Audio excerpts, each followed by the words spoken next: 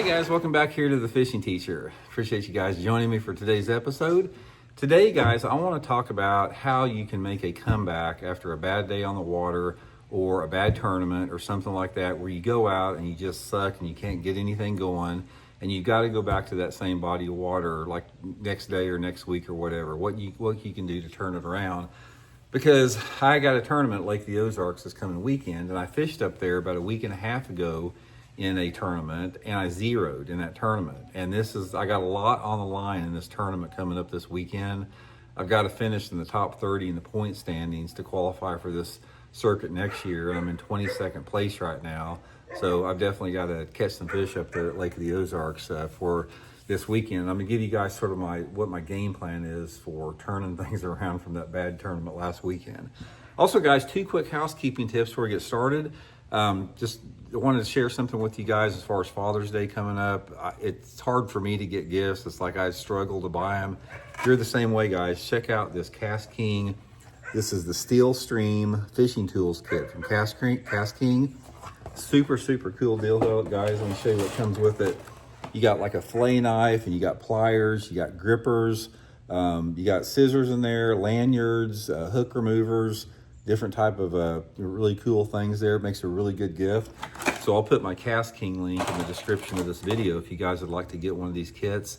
And if you use the promo code RandyB, you get an additional discount. And also, guys, check out this Baitpop fish scent. You guys have heard me talking about it. Absolutely love this stuff. It's got real fish in it, real amino acids.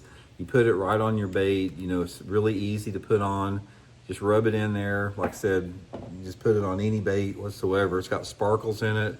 Stays on the bait forever. Absolutely love the stuff. So I'll put that in my Tackle Warehouse link in this video description if you guys would like to order a tube of that Baitpop. So appreciate that. Okay, this is something that everybody's going to have to deal with. Everyone's going to have a bad day on the water. It's just unavoidable. Things that really contribute to this is you've got just a limited amount of time during the course of a day to figure these fish out. And you can't carry every bait that you own in the boat. So you have to make a decision on where you want to fish and the techniques that you want to fish, you know, and you've only got 7 or 8 hours to do it. I mean, so you can't do everywhere. You can't fish everywhere over the lake. You can't try every technique. So what do you need to do in that terms? And I sort of want to go through my thought process, what I'm going to do this weekend. What do you need to do to switch it around? A couple different things to remember here. First of all, it could just be a timing thing. It's like if you have a bad day on the water like I did a week and a half ago, you may have just been at the wrong place at the wrong time with the wrong lure.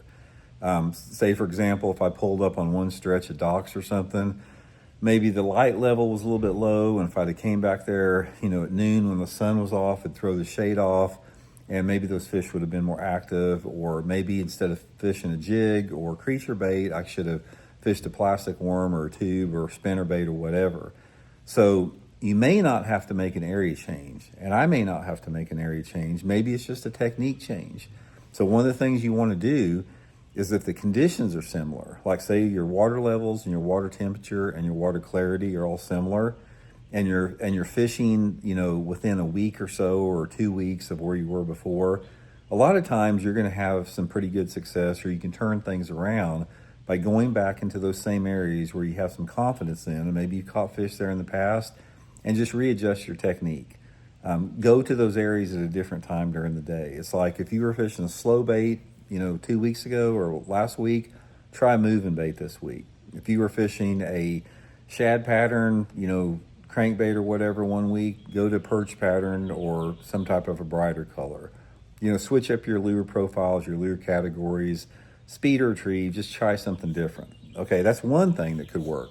Another option is there are always areas on the lake that are hotter than other areas. Some areas, you know, it just may feel like it's a little dead in there for whatever reason. Other areas seem like they're on fire. Some of them are in between. There's usually some part of the lake that is a little bit more active, and that's usually divided between the lower lake, the mid lake, and the upper lake. And depending upon the time of the year and the conditions, a certain part of that lake might have more active fish in it. So another solution that you have with it is completely go to a different part of the lake. and that's one thing I'm considering. I was fishing really stained water last weekend. Maybe I should go to clear water this week. I mean, that's one option, or vice versa. So you have to make this determination whether it's a technique or an area change.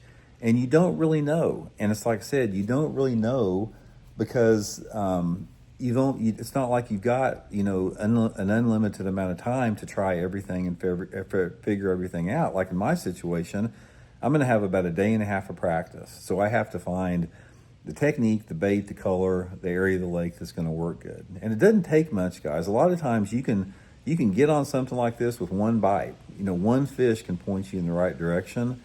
But here's sort of my rule of thumb. If you have confidence in an area, let's say, for example, you go to an area where you caught a lot of fish at in the past during the same time of year, and for whatever reason you just can't catch them, it's probably not a bad idea to go back in that same area and just change your technique, change your approach, fish maybe some different type of cover in that area with some different baits. That's probably the number one thing.